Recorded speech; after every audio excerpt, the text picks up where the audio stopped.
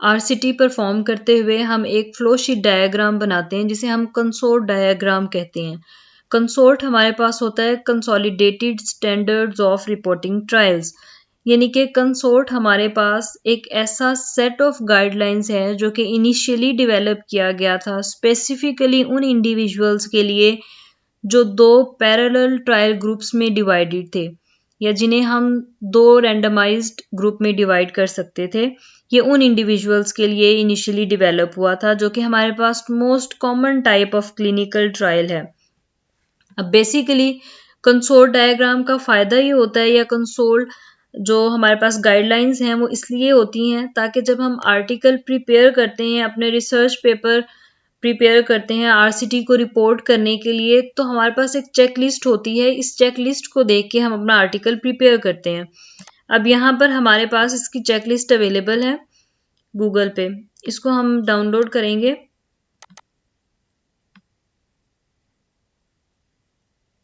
ये हमारे पास consort guidelines आ गई हैं, उसकी चेकलिस्ट आ गई है। यानी जब हमने आर्टिकल लिखना है, रिसर्च पेपर लिखना है, तो हमने इस चेकलिस्ट के अकॉर्डिंग लिखना है।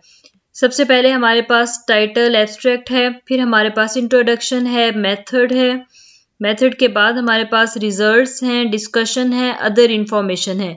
यहाँ पर हमारे पास आगे इसकी फर्दर डिटेल भी प्रोवाइड की गई है। जैसे इंट्रोडक्शन है तो इंट्रोडक्शन में हमारे पास जो है बैकग्राउंड अवेलेबल हो, हमारे पास एक्सप्लेनेशन हो रैशनले की, ये चीज़ें हमें पता हो। उसके बाद हमारे पास ऑब्जेक्टिव है, हाइपोथेसिस है, ये हमने अपने पेपर के अंदर लाजमी मेंशन करना है। फिर हमारे पास आता है इसका मेथड। मेथड के अंदर हमने ट्रायल डिज़ाइन लाजमी लिखना है कि हमारे पास इंक्लूडिंग एलोकेशन रेशो, ये सारी चीज़ें हमने इसमें मेंशन करनी है। हमारा एलिजिबिलिटी क्राइटेरिया क्या है पार्टिसिपेंट्स का, हमने डाटा कहाँ से लिया है, हमारी सेटिंग्स क्या थी, हमने किस तरह की इंटरवेंशन यूज़ की हैं, हमने कितना टाइम यूज़ की हैं, ये सारी चीज़ें हमने उसमें मेंशन करनी है। हमारे आउटकम वेरिएबल्स क्या हैं, प्राइमरी कौन से हैं, सेकेंडरी कौन से हैं। रिसर्च पेपर लिखते हुए ये सारी चीज़ें हमने ध्यान में रखनी होती हैं कि इसी पैटर्न से हम लिखें। फिर हमारे पास सैंपल साइज़ है, हमने कैलकुलेट किस तरह से किया है, किस सॉफ्टवेयर से हमने अपना सैंपल साइज़ जो है वो निकाला है। फिर हमने उसको फर्दर आगे कैसे एनालाइज किया है, हमने रैंडमाइजेशन कैसे की है, हमारे पास एलोकेशन प्रोसीजर कौन सा था, हमारे पास जो है वो ब्लाइंडिंग कौन सी थी, सिंगल है, डबल है, हमने कौन सी ब्लाइंडिंग जो है वो स्ट्रेटजी यूज़ की थी। उसके बाद हमने कौन से स्टैटिस्टिकल मेथड्स यूज़ किए थे कंपेयर करने के लिए अपनी वेरिएबल्स को, या हमने एनालिसिस किस तरह से किया था। फिर हमारे पास आते हैं रिजल्ट्स। रिजल्ट्स में हमने एक डायग्राम बनानी होती है जिसे हम कंसोर्ट फ्लो डायग्राम कहते हैं। उसमें यूजुअली हम अपने रैंडमाइज्ड इंडिविजुअल्स कितने इंडिविजुअल को हमने जो है वो आगे फर्दर एलोकेट किया ट्रीटमेंट, कितने इंडिविजुअल्स को हमने फर्दर आगे एनालाइज किया, ये सारा कुछ हमने इसमें बताना होता है कि बेसलाइन पे हमने क्या ट्रीटमेंट दिया, या बेसलाइन डाटा हमने क्या लिया, डेमोग्राफिक्स हमारे क्या थे, ये सारी चीज़ें हमने इसमें बतानी है। डिस्कशन जब हम लिखेंगे तो डिस्कशन में हमने लिमिटेशंस लाजमी बतानी है। हमने जो है अपनी इंटरवेंशन की स्पेसिफिसिटी या जनरलाइजेबिलिटी लाजमी बतानी होती है। उसमें हमने फर्दर आगे इंटरप्रेट करना है अपने रिजल्ट्स को in terms of benefits and in terms of harms. इसके अलावा हमने ये लाजमी मेंशन करना होता है अपने पेपर के एंड पे कि हमने अपना ट्रायल रजिस्टर करवाया है या नहीं करवाया, और अगर हमारा ट्रायल रजिस्टर्ड है तो वो किस वेबसाइट के थ्रू जो है वो रजिस्टर हमने उसको करवाया है, हमारे पास क्या असेसिबिलिटी के प्रोटोकॉल्स हैं, हमारा जो आर्टिकल है या जो पेपर है वो किन सर्च इंजन्स पे अवेलेबल होगा, किन इंडिविजुअल्स को उस तक एक्सेस होगी, पीडीएफ अवेलेबल होगी या नहीं होगी, ये सारी चीज़ें हमारे पास उसमें आएंगी।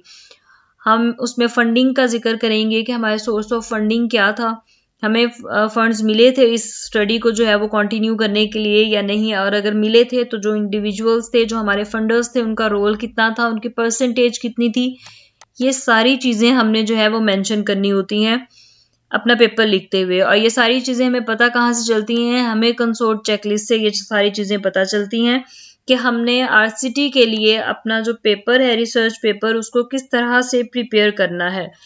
इसी तरह से हमारे पास कंसोर्ट की फ्लो डायग्राम अवेलेबल है इनकी वेबसाइट पे। कंसोर्ट स्टेटमेंट्स की वेबसाइट पे हमारे पास ये एक फ्लो शीट डायग्राम अवेलेबल है। ये भी हमारे पास अक्सर जर्नल्स के रिक्वायरमेंट होती है कि हम ये फ्लो शीट डायग्राम उन्हें बना कर दें। तो इसमें होता क्या है कि यूजुअली आपकी जो सारी मेथोडोलॉजी है वो यहाँ रिपीट हो रही होती है, आप उसको सम अप कर रहे होते हैं इस फ्लो शीट में। आपके पास जितने इंडिविजुअल्स एलिजिबल थे आप उनका नंबर लिखेंगे, अगर कोई एक्सक्लूड हो गया है, किसी का इंक्लूजन क्राइटेरिया आपके अकॉर्डिंग नहीं है, किसी ने क्विट कर दिया है, कोई इंडिविजुअल आगे फर्दर कंटिन्यू नहीं करना चाहता या कुछ और रीजंस हैं, आपने वो सारे इंडिविजुअल्स के नंबर इसके अंदर मेंशन करने होते हैं। फिर हमारे पास आती है रैंडमाइजेशन। टोटल कितने इंडिविजुअल्स बचे जिन्हें हमने इक्वली दोनों इंटरवेंशन ग्रुप्स में डिवाइड कर दिया। दोनों इंटरवेंशन ग्रुप भी हो सकते हैं, एक इंटरवेंशन और एक प्लेसिबो ग्रुप भी हो सकता है। फिर आपके पास आएगा फॉलोअप, यानी जिसको आपने इंटरवेंशन दी वो फॉलोअप आपके पास फॉलोअप के लिए आते रहे या नहीं आते रहे, कुछ ने डिसकंटिन्यू कर दिया, कुछ ने कंटिन्यू किया, आप वो सारे नंबर लिखेंगे और एट द एंड आप वो नंबर लिखेंगे जो आपके पास एंड तक आते रहे हैं और आपने उनका एनालिसिस भी कर लिया है। तो ये हमारे पास जनरल टर्म्स हैं कंसोल डायग्राम से रिलेटेड कि अगर हमने अपने रिसर्च पेपर का आर्टिकल लिखना है और आरसीटी को हम रिपोर्ट कर रहे हैं तो हम इन गाइडलाइंस के थ्रू जो है वो अपना आर्टिकल प्रिपेयर करेंगे और हम इस फ्लो शीट डायग्राम के जरिए अपनी पूरी मेथोडोलॉजी जो है वो एक्सप्लेन करेंगे।